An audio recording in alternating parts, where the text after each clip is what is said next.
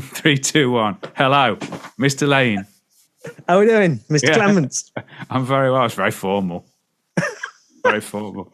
First of the new 2022. I know. We better not say Happy New Year anymore, because it's a bit late maybe now, and God knows how long it will take me to actually get this video done. So if it comes out in February and then somebody's watching it in like June, then it will be out before then. We were just chatting before we started off. I'm gonna, one of these days I'm gonna sort my background out. It'll be more rock and roll like yours. I'm planning on updating mine. I'm thinking of changing the colour scheme and all kinds of stuff. Very good. But yeah, we'll see. Very no, I like. Might just do black. Yeah. Black. And I see. I'm jealous that you can put all your what's the word? Actual product behind you. All your CDs and your DVDs and that. Mine are all downstairs. I need to get some of them behind me. When was the last time you still listen to CDs, right? I still buy CDs all the time. I still buy them. I just don't listen to them. Don't you? Well, I think I've said to you before, a few months ago, I bought a new hi-fi system and it's got me back. So, I've just ordered the new Billy Talent album. I forgot it was out. I've got it back. I got back into them a couple of years ago. So I've just ordered that. What else have I bought recently? A new David Bowie. That toy CD that's the album. Is that the one with like the worst album cover of all time? Yeah, of him like superimposed on a toddler. It's horrible, isn't it? Yeah, this is like they've wrote it in Microsoft Paint. I wish I'd got it with me now. Inside, he looks so cool. Yeah, I've seen some photos which I'd not seen before. I was like, that period, I think, is when he was at his best looking. Yeah. And he got like slightly floppy hair and he's wearing a double-breasted. I think he looks really cool. It's actually honestly, Bob, it's a really good album. Yeah. We're not here to talk about that, but I think he recorded it with his when he did the Glastonbury performance in 2000 or whatever, he recorded it with that band. So they were really tight, but it's a rock album. They're actually songs. For anyone that doesn't know, the songs that he wrote between 64 and about 71, I think, things that were going to be B-sides or so they re-recorded them or recorded them in a much more modern. Oh, nice! But they've all got that slight psychedelic thing going on in them. It's really good. I'll have to check that out. I've been catching up on some Neil Young. Do you want to go into the Neil Young debate about Spotify? I agree with him 100% there. That's it. Yeah. I know. You're a big fan of what's his face, Rogan. Yeah. Yeah, I like him. Yeah. I've not got into that debate of his. No. I saw him get pulled up on something online. I'm not going to pass comment on that because I've never listened to him. Other than, all right, what I'll say then, I can't say Neil Young's 100% right, but I'll say that I admire him as usual for taking a stance, but he can afford to, can't he? Let's be honest. Yeah. The new latest Miles Kennedy, I got that one. That's quite good. Very different to Alter Bridge, I think. You are on it. I haven't bought anything in ages. So I'm still buying them all. So you buy them, but you don't necessarily. Have you not got the capability to listen to them at the moment? Have you got a CD player? We haven't anymore. How crazy is that? I've just got it on my computer. That's all I've got. So I just throw up Spotify. Yeah. I've just had an email from the David Bowie mailing list to say that Toy's coming out on cassette. Yeah. I couldn't go that far. Be a regular thing, we have got a cassette player still, so I could. But I wonder what it would sound like if you could really notice the difference. Trash. Sound like I think ass. It would. Yeah. Right. Anyway, so episode 6. Right. Under the influence. Yeah. I've had some very good feedback recently. Somebody said to me they absolutely love our videos. What? Yeah. Of all of YouTube. Yeah, two middle-aged men talking about absolute rubbish, right? Well, not rubbish, but talking rubbish. Yeah, and she said she absolutely loves it. That's good, isn't it, Bob? Yeah, that's good, isn't it, Bob? That's what you want. Sit and watch him, or like put him on it background and sit and watch him. Yeah, finding things out. We're informative. Right. So go on then. What are we going to talk about today? Well, this is one. I don't know. I think this is one of the original topics. You came up with this one. I think. Yeah. Right at the beginning. Just about the heaviest stuff which we've listened to in the past. Yeah. How heavy we go. Yeah. Which Might be interesting. I don't know how far of a rabbit hole we can go down with it. Shall we preface this, Bob? I've written down here in my notes, right, that one person's heavy is another person's nursery rhyme. Where's that from? I made it up. Yeah. Yeah. It's true though, isn't it? So I'm probably going to mention some bands that I say about heavy songs, and somebody who likes Norwegian death metal, five guys stood in a graveyard with white faces, they're going to absolutely piss themselves laughing at me. Exactly. Especially me, who listens to freaking Journey and Danger. So it's come not on, going to get that heavy. What we're trying to be concise today. We've just had a ramble on for about 5 minutes, but we'll be concise. What would you say was some of the heavier stuff you got into then back in the day? Well, my original, let's say, heavy metal journey. I mean, that's another route you can go down. I mean, when we started listening to stuff in, let's say, I don't know, late 80s, as it turned into the 90s, things which you could consider heavy metal, you perhaps wouldn't consider heavy metal anymore. No. Everything was heavy metal back then. Any dude with long hair. Yeah, Bon Jovi were called heavy metal, weren't they? Yeah. Exactly. Yeah. But after Def Leppard, my first heavy introduction would be the obvious one, Iron Maiden. Yeah. That was initially more from the visuals, not Bruce Dickinson's haircut, more the Eddie album artwork. So, this looks amazing. Yeah. I was already into it before I'd even heard the music. Then when I heard it was like, I think I can get into this. There's some hooky choruses. Yeah. So it was Maiden for a while. But then I didn't really get much heavier than that. I think the next album that came along where I was like, holy crap, this is heavy, was strangely Slave to the Grind by Skid Row. Well, I've written that down. Which to me is, I don't know, people can argue with me that it's a pure heavy metal album. Yeah. When you think about the difference between that and what they'd put out before. Yeah.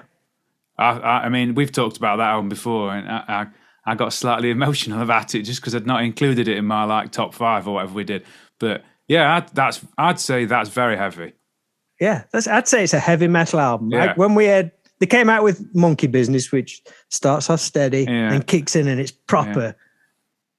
That is like monster riffs. But we got the single, Flip It Over, and they had Slave to the Grind as the B-side. What a song. It was like, holy crap, what is this? Yeah, yeah. But then pair that with around the time of, that's when Pantera started coming. I never was a big Pantera fan, but I appreciate him now. Did you investigate any of the bands then that clearly influenced Slave to the Grind? Because there's some speed metal aspect to it, isn't there? Or even I can hear when I listen to it, I think to myself, even something going back to Judas Priest or something like that. There's a real that sort of feel, and there is probably a bit of a Maiden feel to it as well. Yeah. I mean, Judas Priest's a weird one. When you listen to a lot of Priest stuff now, it's very. I'm not going to say it's pop, but yeah, I know what you mean. It's not heavy. It's not what you think it's going to be, is it? No, not when you see Rob Halford and you think it's not. Yeah. So, would you listen to Iron Maiden now then? No, I can't really listen to him, to be honest. I know the stuff, but it don't really do anything never for me. Never a fan. I can appreciate the musicianship, and Bruce Dickinson seems like a decent bloke. God, yeah. But I remember one of my best mates towards the end of school, he's no longer with us now, God bless him, but he bought me for Christmas once an Iron Maiden 12-inch single. And my first reaction was, what the bloody hell has he bought me that for? I don't like Iron Maiden. But again, I can remember, I don't know which song it was, but I can remember the artwork was pretty cool. Yeah. They're like a whole package, aren't they? Yeah. I mean, thing is, I appreciate 100% what they do today. If someone says, I've got a spare ticket to Maiden, do you want to come? I will be 100% in. Yeah. So why do you think Skid Row went down that route to Slave to the Grind when a lot of the other bands that we've talked about at length didn't? Why do you think? Do you think Sebastian Bach wanted more credibility, or wanted to be more? I hate doing this, but serious, or what do you think? Or it doesn't sound forced, does it? No, that's. I was just about to say. It sounds like a total natural progression. It doesn't necessarily sound like there was much pressure from a record company. They were just left to do what they do. Yeah. There's lots of nice contrast, I think, into what the band's into. There's lots of punk in there, which is obviously coming from Rachel Bolan. Yeah. It is like punk combined with heavy metal in a way. So yeah, to me, it would just sound like they were making the album they wanted to do. And what happened next was debatable. I don't know, but what's it? Subhuman Race. Yeah, I like that. I've never been able. Yeah, I've never been able to get into it. I get confused now. Which one's got In a Darkened Room on? Slave to the Grind. That's on Slave to the Grind, isn't it? What a song that is. I feel like I love singing that until it goes to the really high bit. And even though I'm never going to be able to sing. But there's a song on, what's that song on I think it's on Subhuman Race. If you could, what's it called? There's a sort of strong. I can go and grab it. Have you got it? Go on, get. Have you got your copy? Can you get it? Yeah. This is impromptu, people. Just everything in alphabetical order to the best. Yeah, I have as well, sort of. Yeah, tell me the track listing. I'll tell you which one I mean. Is it about halfway along? What's the middle track? You got one called Eileen, is it that? Well, that's good. No, what's the... My Enemy, Fire Sign, Bonehead, Beat Yourself Blind, Eileen, Remains to be Seen, Subhuman Race, Frozen, Into Another. Into Another, that's it. Okay. That's a tune.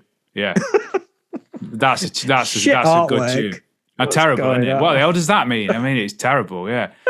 So don't you like that one? Or would you not listen to it? No, I never got into it. I kept going back every few years. Do you think they were trying to get more modern, weren't they? They'd heard Seattle bands. Was they trying to go that next level after touring with Pantera and go even more heavier? Yeah, I'm going to listen to it tonight now because I think there are some good songs in it. I do actually kick myself though for not going to see him at Rock City. Did you? I saw him at the concert hall. Oh, that was Slave to the Grind, wasn't it? With LA you mean at going... Oh, sorry, you mean after. Yeah, no, right. That Slave to the Grind gig at the concert hall was just marked on my mind as one of the best gigs I've ever been to. I wish I'd gone to that one. I'd seen him at the NEC before, and I think they tagged that Nottingham one on at the end. Yeah. So we didn't go to... So what else? Who supported him? Was it Love 8 or LA Guns? It was only because they did the 3-band thing. Yeah, I've seen Love Hate more than once, and I've seen them at Rock City, but I'm not sure whether they supported them at the concert or not. I can't remember. Love Hate are another pretty heavy band. Yeah. I mean, Blackout in their Red Room is just awesome. Yeah. Every time it comes on, it's like, yes. I'm gonna have to get that on CD. I think my cassette tape will be somewhere. So, what about if we went to stuff like what about Black Sabbath? Did you ever listen to Sabbath much? Never brought an album. I think someone lent me a Ronnie James Dio Black Sabbath album at one point. Not my favourite era. Yeah. No, right. never. No. I mean, I'm so narrow-minded. They never look cool to me. No, didn't they? No. But you see, I think there's a whole video. There's a whole other topic about how those bands influence the 90s stuff as well. Oh, God, yeah. Because let's be honest, there wouldn't be a Soundgarden in the same way. Soundgarden was the one I was going to say, yeah. Now, you see, there's interesting. When I got into Soundgarden, again, pretty heavy, I would say, in the realms of what we probably listen to, made me go back and listen to some Sabbath stuff. But no, again, I never bought a CD or a tape, you know. For me, a lot of the times it was that evolution, I want to say, in like production and stuff. When you listen to stuff going back to a certain time, it sounds old. Yeah, I know what you mean. Yeah. So for me, coming in from like listening to big bombastic hard rock stuff with like the biggest choruses ever, to go back to that kind of thing, it sounds so stripped down. And I mean, a knock on from our last video where I was talking about Rush. If you listen to their third album, Caress of Steel, when they started to do like the 20-minute songs, there's a song called Necromancer on there. You can tell what that's going to sound like straight away. You can imagine in 1975, that album would have been incredibly heavy to people. Yeah. It's claustrophobic. It's chuggy. It's, So I'd say there's a recent thing that I've listened to, that's pretty heavy. So I would say, what about early Metallica? Did you get into Metallica much? Metallica is one of those bands where I'm not ashamed to admit it, that kind of music scared me a little bit. I know what you mean. I know what you mean. My first big festival was Monster of Rock in 91. And I'd only really been getting into hard rock for 2 years max, but I was like all in. But the fact that Metallica was playing, I was a little bit scared. Yeah, I agree with you. What's going to happen? Yeah. I think I probably felt that way about somebody like Slayer. Slayer, I can completely appreciate Slayer, the technical ability and the songwriting and what they were singing about, which we don't need to talk about, but I know what you mean. It's something that it seemed a bit like, I'm not really sure this is for me. Yeah, but it genuinely scared me. And how old was I? I was 17 or 18. I should have known better. Yeah, but you see, the same friend of mine, through his older brother, that got me into Bon Jovi, gave me my first Bon Jovi tape to listen to. But then he was into Metallica. So I think, and I've taught a few of I've done Justice for All. I mean, what a song that is. So I had. I'm trying to think which ones it would have been.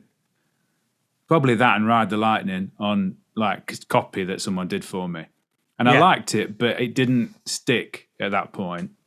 And again, it's another thing. I got the Black Album remastered for Christmas, right? And you listen to that, and I mean, just one great song after another. So that's now making me I need to go back and buy CDs of the earlier. How mad is that? It's like the heavy metal version of Hysteria or Slippery When Wet. You've got these songs where every song's a single. Yeah, they were going. That's what they were going for with the production and what the whole thing around them. They obviously decided, right, we've been this not underground, but we've been this proper metal band. Now we're going to try and go mainstream. Yeah. I'm sure there's a lot of Metallica fans who perhaps frown on it, but how well done was that to go mainstream? Yeah. It's great stuff. Yeah, and that we've just quickly we've talked about what remastering albums can do to the quality of them. I think I've said to you before, they tend to try and make them too loud, but that remaster is very good. Yeah, very good because I think that they could have really pushed it, and the dynamic range would have completely gone. But I think it's actually a very good remaster. It's just enough to make it sound slightly more modern. Yeah. Not more modern, but... Pops from the speakers just a little bit more. I mean, I used to read about these bands and like watching Raw Power. I can remember a video. Can you remember Carcass? Yeah. I remember... always the same looking video. You couldn't figure out what was going on. They got this video, and I can remember it because it was on the recording of Raw Power that I did, it was the band before they played Alive, Pearl Jam Alive. Wow, so right. I was used to and the video I remember was one of the band members had got like this vinyl sheet over, like he was trying to escape from. I thought that's scary. You're right. Yeah, it wasn't really. And all them videos look like really DIY and like underground. That's pretty cool. What about, can you remember, I'm just thinking of bands that, now I'm talking about bands that I didn't get into. What were they called? That guy that branded himself on the forehead with a... like Deicide or something. Yeah, that's like it. That. Yeah, Glenn Benton. That's it. Yeah. I struggle, right, and I don't want to insult anybody that might watch this. I struggle with bands where it's... Yeah. It's just, I'm not saying it's not, it's perfectly, I'm not trying not to be, it just doesn't appeal to me. No, it's just not your thing. No. Whereas, again, someone's going to laugh at me for this, but if I think of early Incubus were a lot heavier than they are now. And Brandon did do the odd bit of screaming, but he still sang properly. Properly. That's what's going to piss people off. I shouldn't have. Sorry, I apologise. Yeah. So, anyone else you want to mention, then, Bob? Come on. Anyone else? I've got loads of stuff. From like mid '90s, about as heavy as I went from there was the self-titled Motley Crue album, which I think is a bit of a frigging heavy album. Again, people I'm not a fan, but I've heard it. It's some amazing stuff. But one band I did get into, which I still love today, and to be honest, it gets me pumped, Yeah. is White Zombie and any Rob Zombie right. stuff. I think that combination between almost like the dance vibe to it and the electronic element combining with really heavy stuff, I still think that sounds amazing today. Yeah. Somebody played, I think the first song was Black Sunshine, which I heard, which had this, it's got this killer bass intro to it. Right. And I was pretty much sold straight away then. The band looked amazing. They had the whole horror vibe to them. Saw them live at Reading in 95. And just so much energy. It's like, this is heavy and it's cool as well. Yeah. What about Marilyn Manson? But the early stuff was a little bit, nothing for me to latch onto. But like, I don't know if you've heard Mechanical Animals. That's I've heard some great album. Yeah. That's wicked. Yeah. That's almost like got Bowie influences and things like that into it, and some really hooky choruses. But I've been seeing him live and stuff. I know he's, I don't know what his situation is now. He's been pulled up on a few allegations. But saying that, I think live is another element as well, because bands which I wouldn't necessarily listen to, I've seen Korn and Slipknot live. Yeah, and it's a show, isn't it? Yeah. Yeah, I thought, I'm going to, especially Slipknot, I thought I'm going to be in for about 2 songs and this is just going to become tedious. But I was like, the whole show was great. Yeah. Oh, where I live, I can hear it very clearly when they play it to Donington. Yeah. Yeah? Yeah, very clearly, yeah. So... Yeah, I mean, we could keep going on naming bands from back in the early 90s or before that. I think we're perhaps both of the opinion that we definitely both like what we consider heavy stuff, but that there's another level of heaviness above. Oh, yeah. See, I was thinking about bands, more modern bands that I've gotten into, got into more recently. Like, I'm a big fan of Tool.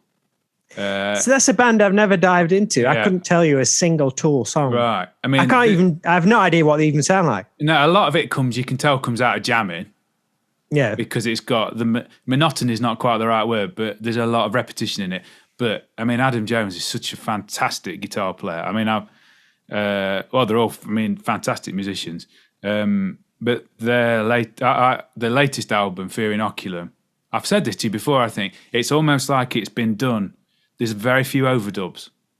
And I absolutely love that about it, that these 8-minute-long song can be played live without really another guitar player. And they got everything they need on Yeah.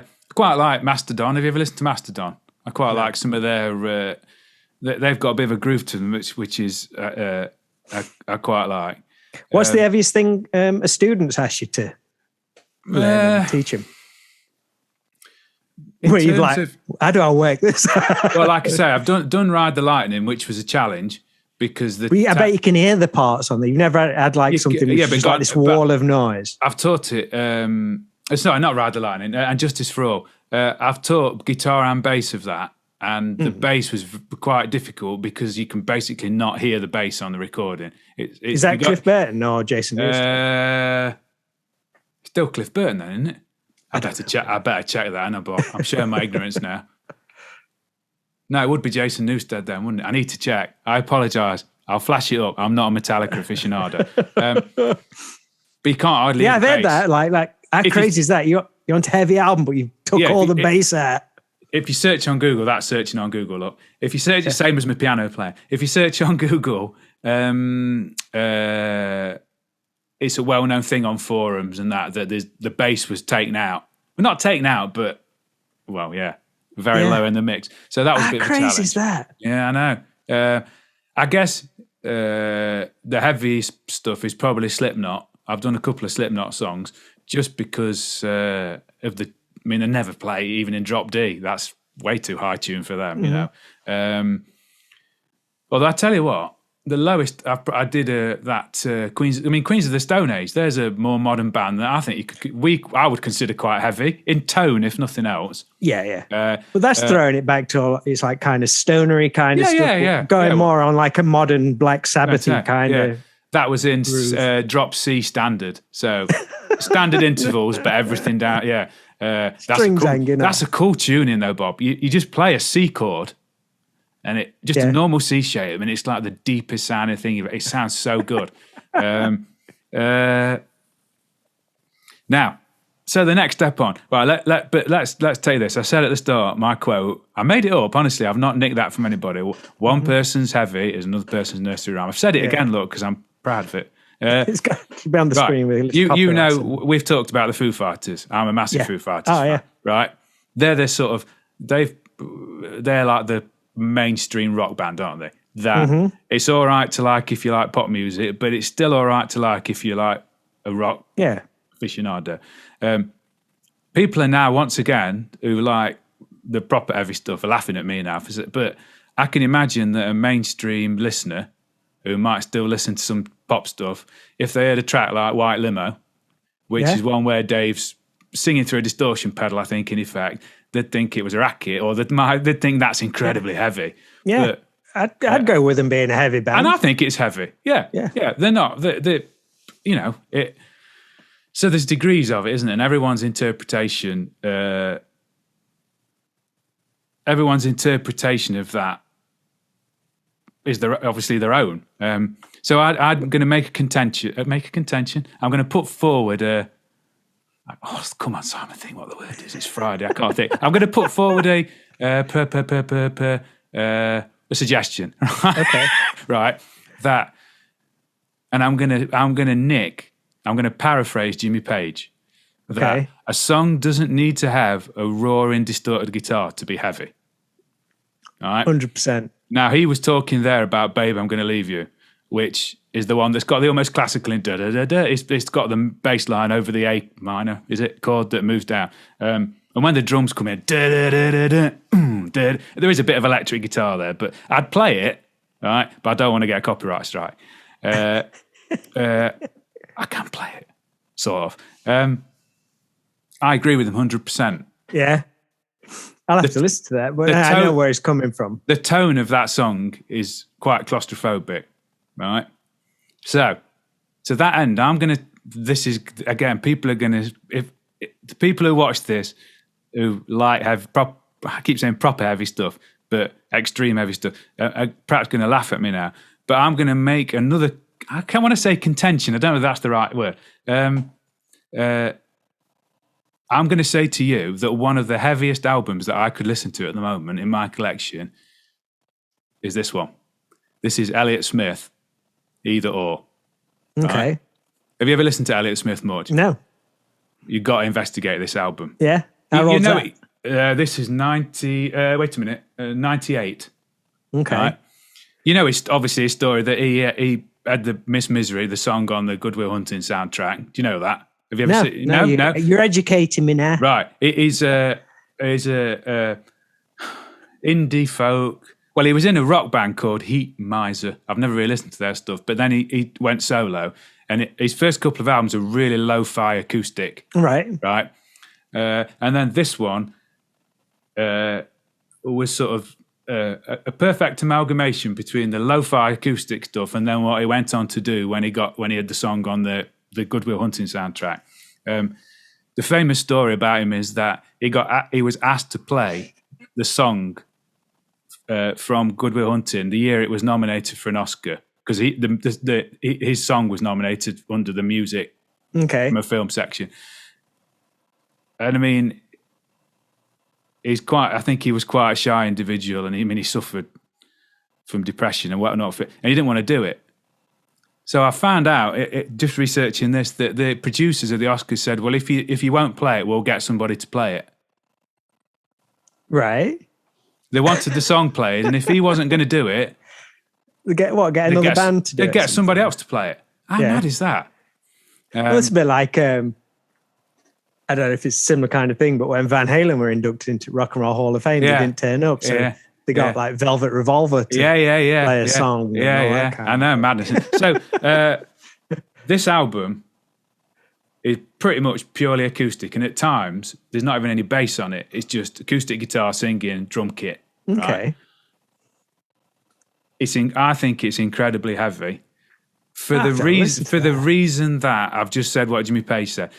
I think part of it is probably informed by the fact of the way his life was lived and ended, that he lived a heavy life, if that makes sense.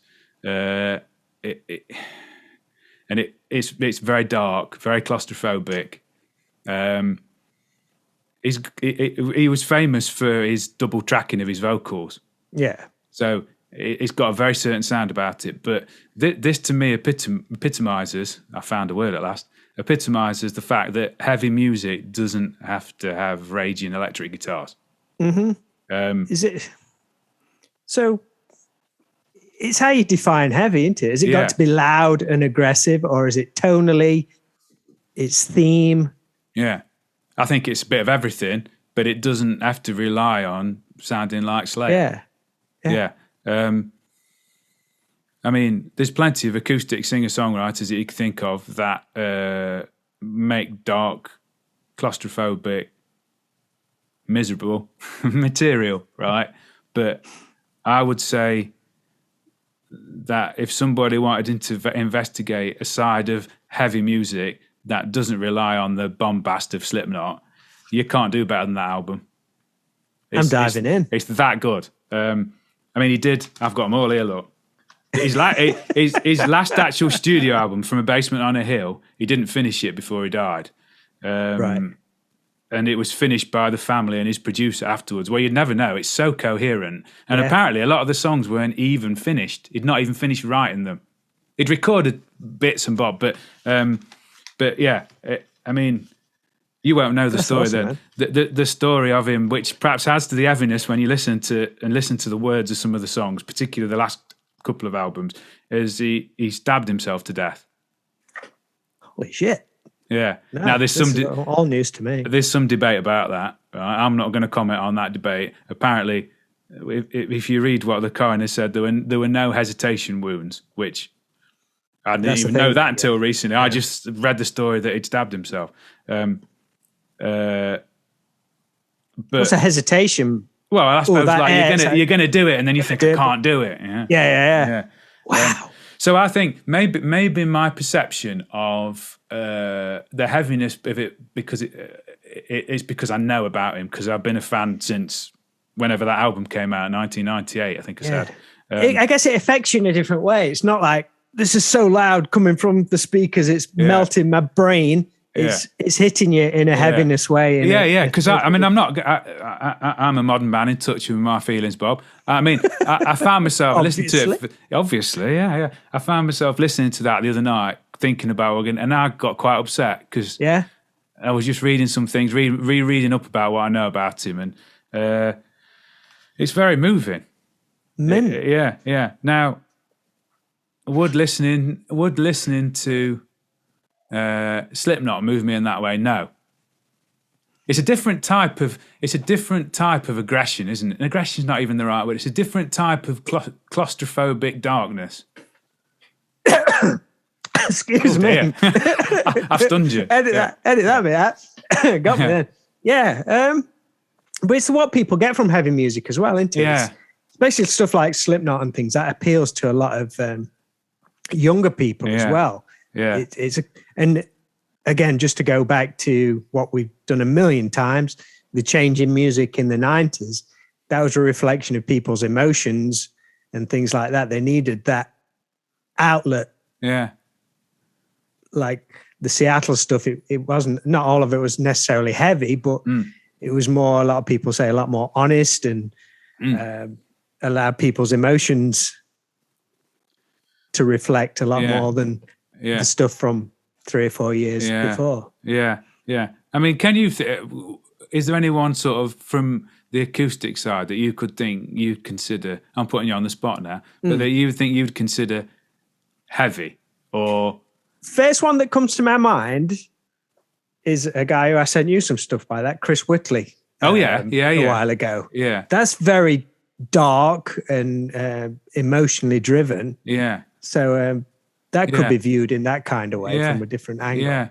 Yeah. And what about, I mean, we were mentioning Neil Young when we were, before we started recording. I mean, a lot of his acoustic stuff is very emotionally wrought. I bought the he put out a Live at Carnegie Hall from the 70s album, just him and at his peak of his band. Right. It's very that's claustrophobic. He's singing to I don't know how many thousand people, but it's very claustrophobic at times. It's very dark. I don't think people. The same thing could apply to Elliott Smith from this heavy theory that I've got. I don't think you should let the tone of the voice, because both Elliott Smith and obviously Neil Young have got that high vocal range. I don't think that affects the heaviness at all. No. So it's not as controversial as your Take That selection from last time. But I do think some people are going to think I'm talking absolute rubbish. But if you sat down and listened to this Elliott Smith album, well, it's intrigued me enough to go, right, I want to listen to this. Yeah. I mean, there's loads of particularly American bands. Like, we've not mentioned Korn. You'd say they were heavy. Well, you have mentioned Korn, haven't you? Because you said you saw them. All right, finally then, let's just say this, right? How heavy did Van Halen get?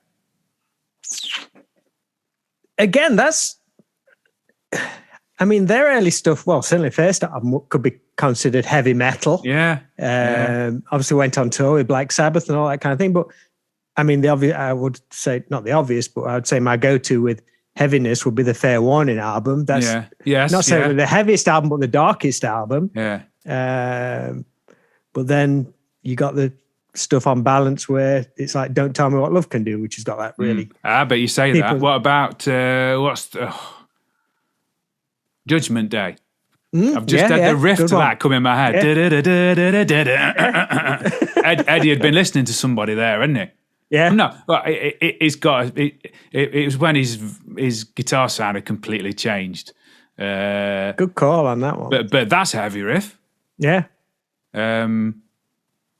Even again, it's the sound, isn't it? But what's the other one where he plays? I think he plays a baritone guitar. It's on For Unlawful Carnal Knowledge. Not Spanked, where it's if you think about that, now not the words, God. Sammy just ruins everything. Ignore them. Yeah, Sammy comes. It's like that meme where you've got that train smashing that it's either a car or a train off the tracks. Like that's like Eddie coming up with really cool original riff. Then Sammy just comes in and demolishes it with like the most juvenile lyrics ever. Yeah, it's funny. I'm teaching Drop Dead Legs again. I mean, that's an incredible. I mean, that's not. It is. It's hard rock. I wouldn't say it's massively heavy, but. And I said to my student, I got him to listen to it, and he said he really liked it. I said, "Yeah, just listen to Eddie. Just ignore the lyrics. Don't worry about the lyrics really." A House of Pain. Listen back, I've not listened to House of Pain. The Van Halen song for a while. Yeah, and Unchained's pretty heavy. Oh God, yeah. So it's funny that, isn't it? Yeah, the whole heavy metal thing. How many bands got classed as heavy metal when they weren't really? No, Bon Jovi. You're into that heavy metal. Yeah, you like heavy metal. Yeah. I said you've got the H right, but it's actually hair. Yeah. Cool. Well, so ever listen to that? I've listened to that, and let's all revisit that. Yeah, definitely. And then people can say to me when they've watched this video that I was either talking complete rubbish. Oh yeah, sorry, I wasn't looking at you, Bob. Terrible artwork. Oh yeah, listen to that. Listen to it. Yeah, and maybe then listen to Slave to the Grind and think, yeah, that is much better. Yeah, yes. Cool, nice one, mate. Blimey, you know what? We've done that. Well, we've not whittled on too much. We've done very well. Yeah, concise for us. Concise. Cool. All right. See you in a bit. Mate. Catch you later. See you later. Bye-bye. See you.